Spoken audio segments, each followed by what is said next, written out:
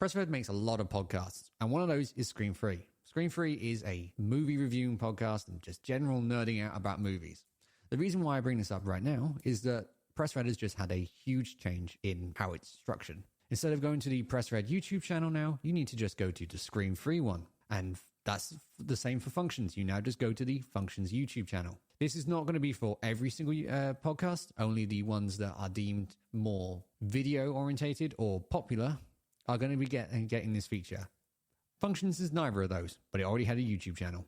But yeah, go and check out Screen Free. It's hosted by Caden, and I think the next one's about aliens. We have no idea. It's not fully scheduled. Go and check out Screen Free. Back to the episode. From PressRed, welcome to Functions. This is episode number 15, I think. Yeah. My name is Matt Blackman, and as always, I'm joined by Eli Turay. Hey, how you doing, Mac? I'm all right. Before we go into any of the other subjects, I really want to focus on the intro and follow-up because we might have missed an event coming out recently entirely. So the Apple event has been and gone. Yep. How interesting was it for everyone who already was paying attention to WWDC? We knew everything, right? It wasn't very interesting. I mean, the camera button's really cool. I like that. It's not a button. Oh, screw it. It's a button. It's a haptic button. We'll go with that. And the benefits of being where I am, which I'll disclose in a bit, there is an Apple store like down the road that I keep going down to. And on the day after release, I want to go and have a look at the new iPhones. And do you know what they all say on them? What? Apple Intelligence. Coming soon. Yeah, they don't ship with Apple Intelligence. So you are buying on a promise that is coming soon. Yeah. Not happy about It's that. Apple, though, so it will come soon. Yeah, but we shouldn't trust them on that. Yeah. Well, I think as an upgrade, it's something worth upgrading to anyway if you're not coming from a 15 without Apple Intelligence. Yeah. I mean, I'm desperately trying to get back to being on an iPhone. I very much regret swapping to Android at any point. What I'm finding is I don't upgrade every year now. Once you're out of the cycle of trading your iPhone and getting another one, it's just a massive jump to try and get back into the iPhone business because they're so expensive. Yeah. I don't understand who the camera button is for, personally. I know that they have all of this just to give you a reason to buy the new iPhone. And it's cool it's come to the base iPhone. Very, very interesting the fact they've done that. But it's not much, is it? That's not the only thing. I would add that, but I think it's great. I think having more functionality on your phone is great because in the future, they might change the name of that button as they have done in with other things. And it might be able to control, I don't know, another gimmick, a game or something like that, or a remote sensor for X. I don't feel that because they've called it the camera control. Yeah. I don't feel like they're ever going to let you use it in anything else other than taking photos or filming. I will say that like using it immediately makes me want this to be on other cameras. Really? Because it is so intuitive to just be swiping up and down and it's a nice motion to do, but it's still not a big reason to buy a new iPhone. Yeah. But do you think the camera itself is on the Pro? Quite frankly, I couldn't give a... It's just... It doesn't matter. Yeah. I haven't cared about cameras for a very long time when it comes to phones. Now, when it comes to actual cameras, I've spent quite a lot of time recently looking at cameras in camera stores. So I'm obviously still interested in them. I just don't want it from an iPhone or an Android phone. For me, I've always seen it as a utility, not the thing I use to record videos or make content off of. So for their purpose, you think that smartphone cameras have reached their peak for the second phone that captures, the second device that just captures the action there and is not necessarily the artistic creative tool? Yeah, I would say I've reached a good point to be. I mean, they're very good. These pro ones are very good for anyone who does want to start doing content creation on them. I personally don't like it. I like being able to swap lenses and have more controls. I was recently talking to this person at the camera store, and they was talking about how they didn't like Fuji cameras because they were so complicated. Yeah. I love Fuji cameras because they're complicated. I like things that are complicated. They're fun for me. I guess depends on what type of shooter you are. I mean, the complication is going to be a problem when you're finding out what you like. But I guess after a while, like everything, it becomes what you like and you use it in that way. If you're a professional and you've got to capture something quickly, I can see how that can be problematic. Yeah. That's why I'd say if you're a professional who's capturing stuff quickly, I don't know, moving vehicles or birds, you'll probably be using a Canon or Nikon camera because they are made for that. Yeah. Meanwhile, I'd say you could also use a Canon for this, or the Sony camera or the Fuji camera for more product photography or controlled lighting conditions, because you have the ability to go through all of that. Yeah. Yeah. Because of this event, I'm way more excited about the idea of the slim phone now, because I keep seeing more renders of it, and it's got one camera on it. It's incredibly simple, and people are talking about having a touch sensor back, which I would love. I don't. Touch sensor? What do you mean? Finger ID. Oh, right. Finger ID. Okay. I don't know why we ever went away from that, because during COVID, that would have been incredibly useful to have.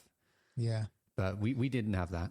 Is that the rumored phone that I saw a headline about the other day saying Apple's next iPhone is closer than you think, and it's not, it's not more money or something. It's not more expensive. I'm guessing that's what they're talking about. I haven't seen that article, so I don't know. It could be. Or are they talking about the SE3? This is supposed to be the thin phone, right? Okay. The slim. I don't know if the SE even exists anymore. I feel like people were mixing it with the slim. No, with the SE. Right. Finally go over some quick things on the Apple event itself. You can now wirelessly restore an iPhone with another device. So instead of having to force restore through your settings, you can now do it if you're on the same ID, I believe, and just restore remotely from another phone or anything like that. That's cool. It is cool. That's one of the things that people made noise about 10 years ago, and they've quietly shifted that in now. Yeah. So that's how long Apple takes to really listen to you, because they don't want you to know they listen to you. So they'll kind of just slide it in a decade. I should note that I've done something that I said I wasn't going to do. Okay. Can you guess what it is? Got an Apple Watch? No, I haven't got an Apple. I have been to the Apple Store many times and I haven't managed to buy a single thing. Tell me, I'm not sure. I might have updated my main laptop to the newest OS. Hey, and you've done it. I did too. And you know what? It's the first time I've ever done it without waiting for my DJ software to be ready. I just had to get it. I had a few things that went wrong. A few, like, what's the app called? I've got it on this other display. Onyx. That went.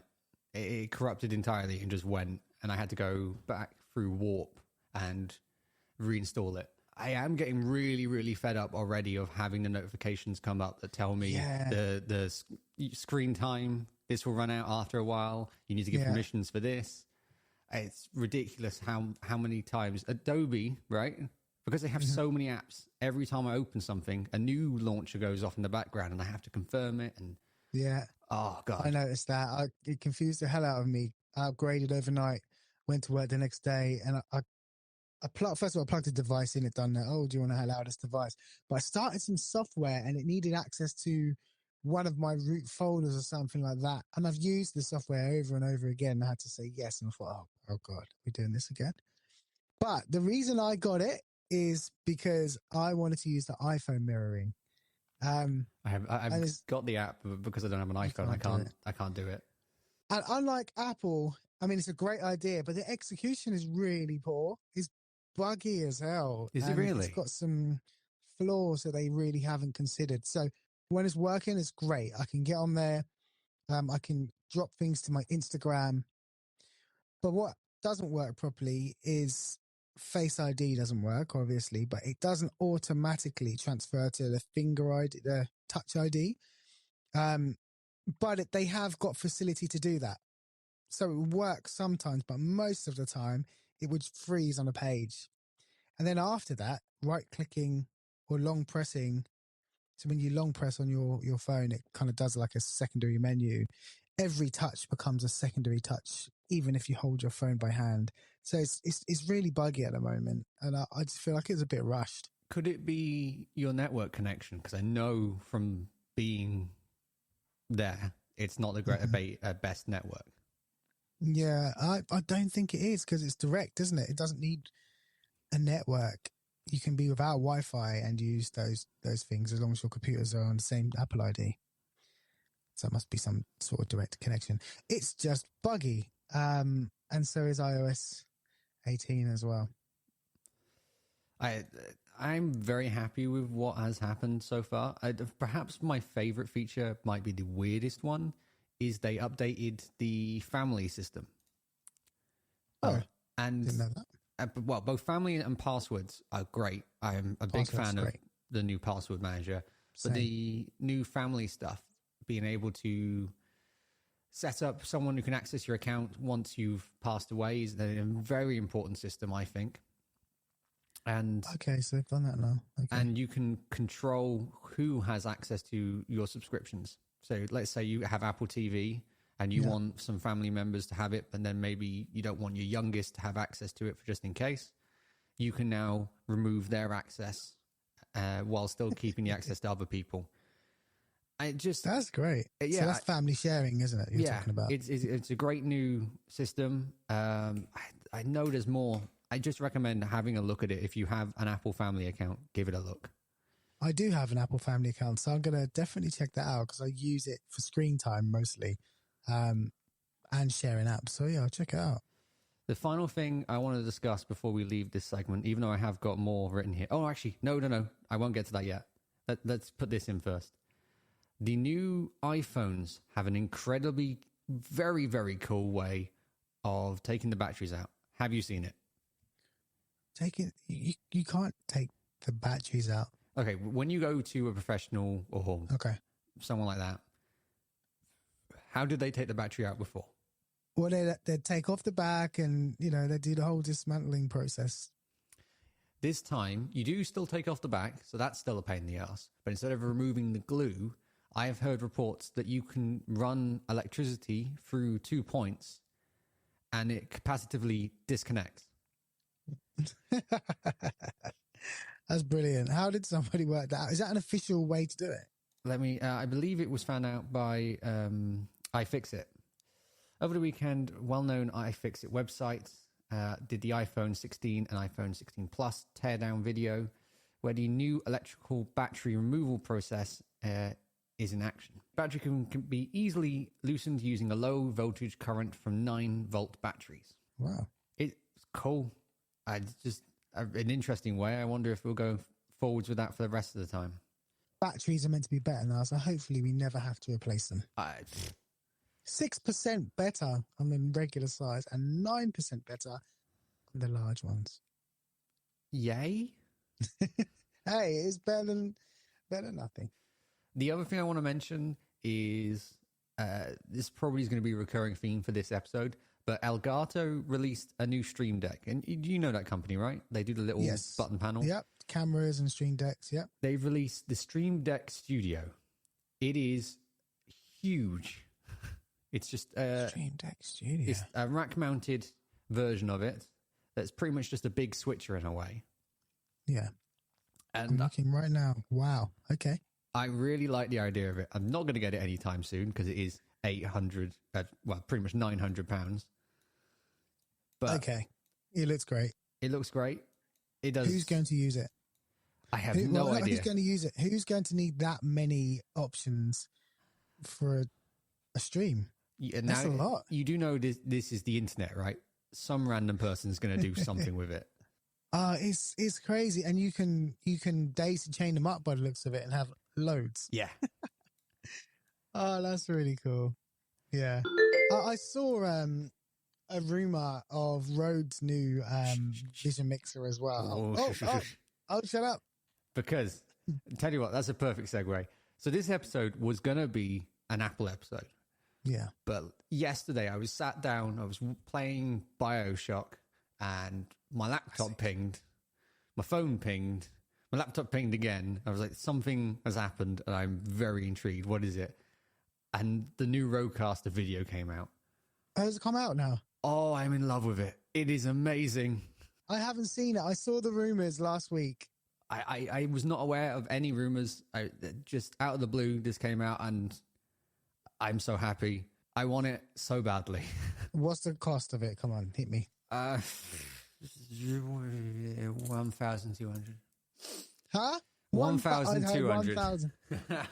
Oh my goodness. It's called the Rodecaster Video. Okay. I've only heard the price through secondary sources. So I have not from their website. It's not on there at the moment. Verge have got it on here now. I mean, are we leaving the realm of casual users now and really trying to tempt professionals with that price point? Most definitely. Because apparently it's an incredibly difficult thing to use. Oh. Because it's got such a little amount of buttons on there, surprisingly, and it's so well built. And it's got combo jacks, video switching, audio mixer built in, effects controls, can stream directly from it. It does. It's got SD, it's got Ethernet. It's got, it can do HDMI in, which is expected, but it can also do webcam in. Oh, wow. Okay. I love the fact that it has same tubes that are in the Rodecaster in that system. Okay. Because then that means, imagine what we're doing right now. We're doing a podcast and we are literally chatting to each other over FaceTime. Imagine having it all plugged into that one system. Yeah. And that's what they're counting on. They're saying, look, we're adding this and adding this. So that's why the price is X. Yeah, because it's everything. It's everything you would need to do this, which is... Yeah. It has its pros and cons, really. If you have one box that does everything, then you're going to restrict yourself to only ever doing stuff on that system. And if anything breaks, you're screwed on video, audio. Yeah. I do hope that they're going to have a system that allows you to daisy chain the Rodecaster 2 to it, so then you can control the audio through that. I want them to do that. It's really small. I'm looking at it now. Yeah. How is that? It's tiny. Yeah. I've forgotten his name. I think his name's Tom. He does a very good video explaining everything about it. Well, listen, for that much money, you could probably build a nice little custom setup, and that's the issue, isn't it? I'd recommend watching Tom Buck. He does a lot of cringy jokes, I will say that, but he is probably the best reviewer when it comes to microphones for an entry level, I'd say. Okay. Or mid-level. And just learning what it can do, it would save me so much time. And the problem is I don't have enough cameras, so I'd be buying it for no reason. Yeah. I recognize Tom Buck. I've watched a couple of his bits before. Yeah. I think I watched his stuff when I got my Rodecaster a few years ago. Yeah, I did it for... I found him because he kept doing recommendations about the pod mic itself and how you set it up. So that's how I found him. Yeah. I love the fact it's complicated. As I was discussing, I like complicated things. So it'd be fun for me personally. Hey, Rode, if you're listening, I don't have that much money. Can I get given one to review it? Hey, Rode, if you're listening, I don't have much money. Can I just have one? There's no way they'd be listening. I do love the fact it has effects on it because that's always been a problem I've had with other systems. This is way better than the TriCaster in every way. Yeah. It's crazy. And way cheaper. Well, you get a computer with that, but then you can stream. It's just, yeah. The TriCaster system is ridiculous. We got the Mini. I'm going to look it up now. What starts 10K. TriCaster Mini. There you go. The benefit that has, though, is that can stream at 4K. This can do 1080 and 1080 only. Right. That's version 2 that's going to do 4K, I'm guessing. It's going to have to be bigger because the processing it's already doing, it's got audio at the pretty high level already, and then it's going to have all these different channels plus effects. It's going to have to be a way bigger system for that, and not for all the buttons, just for the fact it needs more processing. Yeah. I don't feel like this is going to beat the Blackmagic because the Blackmagic 8M is still a lot smaller, a lot cheaper, and will let you do 4K. It just doesn't let you have the effects that you would need for all of this. It doesn't have the audio. Doesn't have the audio capabilities. Yeah. So you'd still have to buy. Let's say you buy a Rodecaster, and that you're at what, £800. Yeah. And I am so excited about this thing. Honestly, it's great. I'm excited in the same way that I'm excited for Apple's VR. I'm excited, but I'm never going to see anyone who's ever got it. So, yeah, there's that. I feel more hopeful for this than I do the VR, personally, because I can imagine a lot of content creators grabbing this up now, because Rode is known for having really good audio, and they had that recent, 2-channel and capture card. That one does 4K. Yeah. I could see this being used on the road. So for, excuse the pun, road on the road. But for multicam productions, kind of people getting out there and doing podcasts or bands doing kind of little events and whatnot and live acoustic performances, this would be great. Quickly set up a switching PTZ setup or something like that, and you're away. There's a guy I follow on Instagram, and I don't know why I've got back into Instagram because I hate the platform personally. He would probably quite like this setup, because he's a podcast producer who goes out and produces for other people. I could very much see this person specifically selling maybe a Rodecaster or something and going for this, because he does a lot of video podcasts. Yeah. I mean, radio, as you know, I work in radio, and radio has really embraced Rode's new lineup. I say new, the last 5 years lineup of equipment as A, secondary stuff. So going out into the field and recording, and B, doing kind of Studio B type work. And I could imagine them throwing this in as a solution for social media camera type work in the studio when they've got guests. This is a really nice, neat solution. Yeah, they just make convenient tech for people who need it. Mm-hmm. Oh, it does USB mic as well. So you can do, let's say you have the producer mic going through USB mic, and you can have all the other ones going through XLR. Well, there's only 2 XLRs from what I can see. Is that right? Yeah, that is right. I guess you're going to have to if you've got... So there was USB-Cs, I think there were 4 or 5 of them. So you can have six mics. That's enough, isn't it? Plus you've got they've got Bluetooth input as well. So that's plenty enough. The area I can see me using this, because I don't know if I've actually mentioned this on the podcast itself, but I've recently got a job, thanks to Eli, working for Transient Radio, which is a online radio company. And recently they did an event where everyone is invited, and they had a live stream. And I'll be honest, it was terrible. And the quality was bad, and it was a last minute thought. So I'm not surprised, but this Rodecaster would be so useful for doing that. Yeah. Because you could just be on site, quickly go through all that, and have a switcher. And Bobby was going off and talking to the microphone as if he was talking to the radio, that kind of thing. And if you could use that USB mic for that, and then have those 2 ports, the 2 combo jacks for the stereo channels of the actual DJing, that'd be perfect. Yeah, absolutely. They're investing in a Rodecaster now, just on a side note. They were asking me about it the other day. They didn't ask me? Yeah, well, they're already using one of my mixers, so they've got a 16-channel mixer. They probably used it on that night, and they're borrowing it from me until they can afford a Rodecaster. And now they're asking me if they should get the 1 or the 2. So what are they using it for? Recording the episodes themselves? So when they do their live show, have you been to their studio? Not yet. So when they do their live show, it's a bit of a mess. They have a DJ mixer with the decks, and then they were taking that output and putting it into a Scarlett or something like that. It's like a small interface, which then goes into the PC. And every time they speak on their microphone that is plugged into the Scarlett, they'd have to manually turn all the speakers off to say something, and then quickly turn them back on so they can hear their music. And they wanted a solution that could send music both out digitally to their laptop, but also out of the speakers that also had the ability to cut when they raised faders. So I suggested a Rodecaster, and that was over a year ago. Now they don't know whether to get the 2 or the original. Get the original. They don't need any more power than the That's original. what I said. Yeah, that's what I said.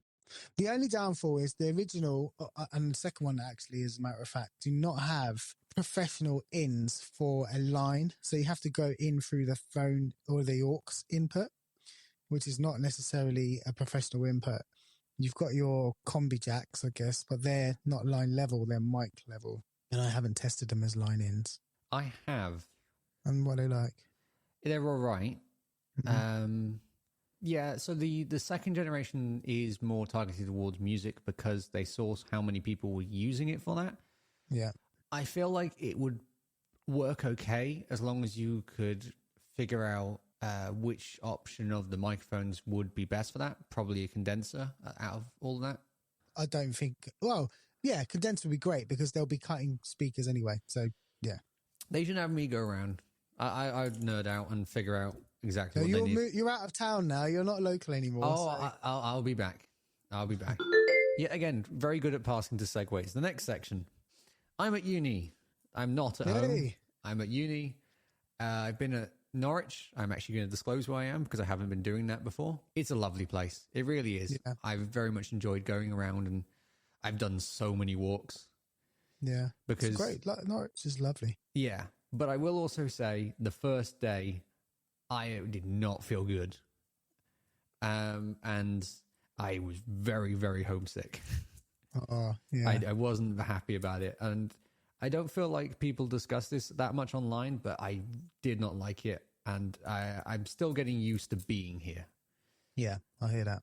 Yeah. Do you know what? It's been 20 years. 20 years ago, I moved away to uni. So I went to uni a bit later. I went when I was 21. Oh, damn, that says my age, doesn't it? And I remember my first day I went and, you know, I was 21. So I was like, Dad, you don't need to drop me. I've got a car. But he took me there. And I felt really strange too. But I felt the need to push everyone away. So like my girlfriend, my sister, my dad, I was like, just go. And then the first 3 days I thought, oh, I've got nobody now. So for me, within 2 hours of not being alone in here, I honestly did cry, and I just didn't feel great at all. And I have that feeling that I'm constantly being watched here, so I have to be on my best behavior, and that's really tiring me out very quickly. Wow. Well, have you had your freshers kind of freshers fair stuff yet? So they had Freshers Week last week, which is when I came here. I didn't go to any of the Freshers events. Oh, well, that's where you missed out. I know. I get the same thing from my parents. They tell me all this. But what's annoying me the most, I expected from uni to be straight into doing work. We need to go and do stuff.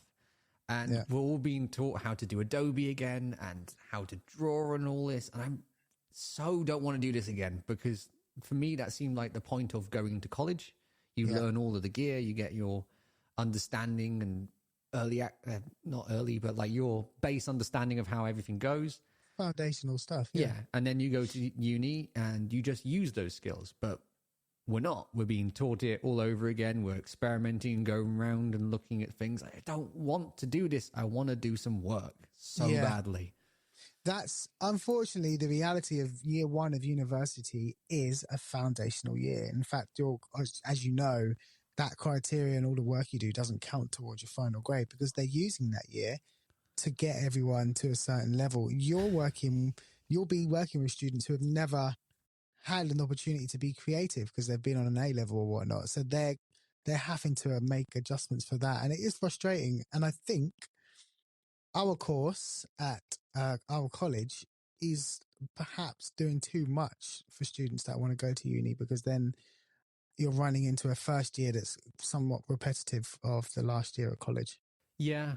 I will say I might have been a bit too nerdy in the last couple of lessons because I did my usual chatting about things that to do. Like they had a clip playing that was playing 2 times the speed, and it's because it's an AVI clip, and it does that sometimes when converting over on a web to on a Mac, and they didn't understand that. Yeah, and I feel really out of place. I have to say here. I'm slowly getting there, and I understand that this is a thing that everyone goes through. Everybody feels out of place. Yeah, that's what I was going to say. They absolutely do.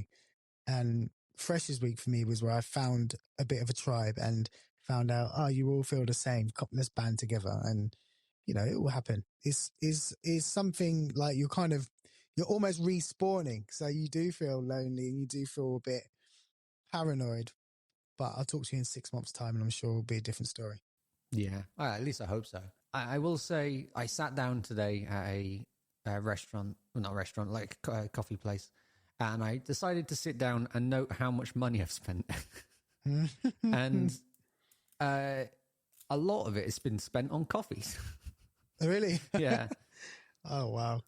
Buy yourself in your halls a nice little coffee machine and invite everyone over. Yeah, it might be a better idea. What are the dorms? What are your neighbours like? They're all right. I mean, I can't say too much. I'm in the room next to them. It'd be rather insulting. I will say that the room I'm in personally is so much bigger than I thought it was going to be. I expected it to be this really cramped place and you wouldn't have a lot of room to do anything. I've had quite the opposite problem. You may be hearing in this recording. It's very echoey because there's an incredibly high ceiling. Yeah. And all the sound is just bouncing back directly to this. But talking of sound, though, nothing escapes this room. And, really? And nothing really enters this room on sound. When I close the window in front of me, sound is out. Wow. New buildings. Is it a relatively new build? Yeah. A very new build. I mean, if there's a podcasting studio at the bottom, you know that this place isn't going to be your normal. Yeah. It's a very creative space. It is also very lovely. Here's a question on that. I went to uni 20 years ago, brand new campus on the Docklands, literally built the year before we got there. And they were showing off that every room had an Ethernet port. That was the tech that I was showing off to people about. What is the tech that you can show off about on your new campus? So I have got an Ethernet port. Annoyingly, it's Huawei, which I don't trust. Okay. But one thing I would highly recommend to anyone doing uni, I brought a little portable router and set up my own network here. Right. And very nerdy thing to do already, but it saves so much time.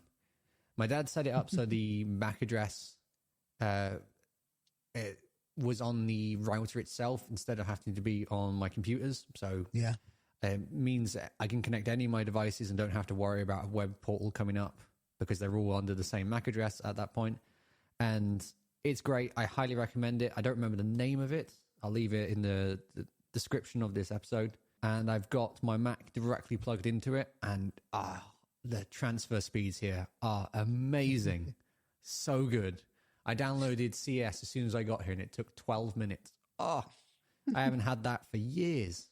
Do they do any smart tech in unis now, like smart lighting or smart heating or anything like that? Not in this building. As far as I know, there's no smart tech. I mean, I haven't got keys. I can tell you that. I got these little NFC tag things to get in the building, but they're on every single door. So I have to do it so many times to get to the place. Yeah. I'm actually That's in. Great. It's way more convenient than having keys. I will say that. Yeah. I'm trying to think of anything else. It is a lovely place. I mean, the bed is huge for some reason.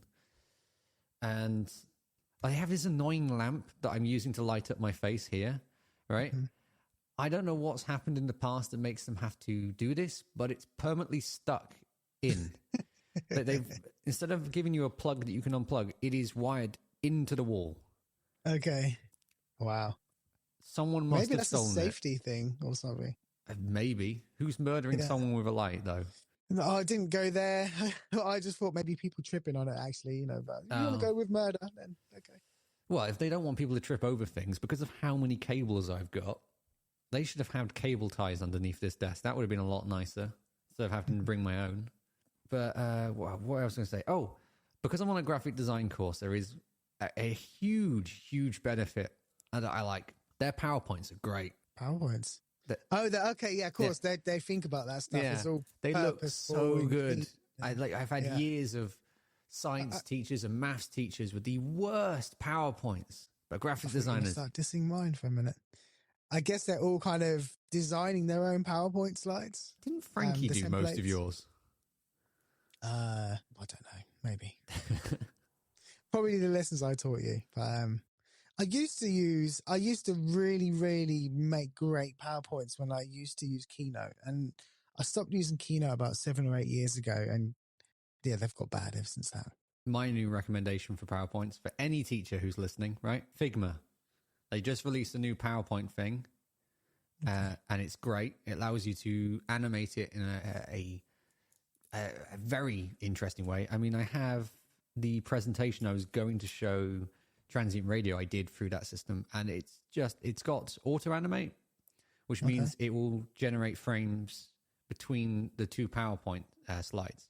Meaning instead of having to figure out how what you do to make this animate that way, you can just move it out of frame on one slide, and then the next slide you move it in, and it animates in, and it just makes your PowerPoint look so much nicer. It sounds like they've taken that Keynote animate thing a step further, because Keynote had something like that, didn't they? Between slides, Magic or something, Magic. I don't know what it's called, but Magic Move, I think it was called. Yeah, Magic Move.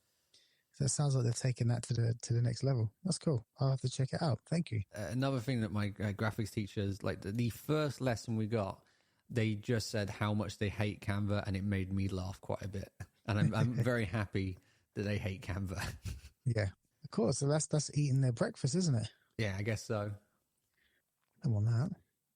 I will say that the course that I'm in... say again? No, Figma Deck is what it's called. Is it called that? Yeah. Deck is a free PowerPoint. Oh, no, that's a converter.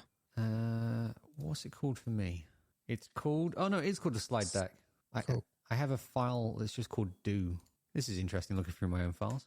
I do love the course. The course is very weird. Not very weird, but very nice. I do sometimes feel like I'm out of place there, because they're so focused on the practical side. They want to print everything. They want to draw everything. They want to make everything. I have always been digital. There is not a moment in my life that I've ever been good at the practical side of things. Yeah. I do kind of blame this on the fact that throughout education, I've been put on a computer to solve my problems, but on the other hand, it has given me such an amazing understanding of the tech around me. So it's given me a whole career on this stuff. So I am happy to be on tech at least. But it's causing a problem now because everyone else is so much more practical than I am. Right. Do you need it to wrap up? No, my Mac is installing the new Mac OS, my studio Mac, and I just have to hit restart. So I'm just using using my mouse on this Mac to control that one, but it's all good. I was going to say something else. What are you saying about how you're practical first? I mean, you're not practical first, and you've got such a good understanding of tech because of that. Yeah, that reminds me. I was sat in the lesson, and so many people have Apple products.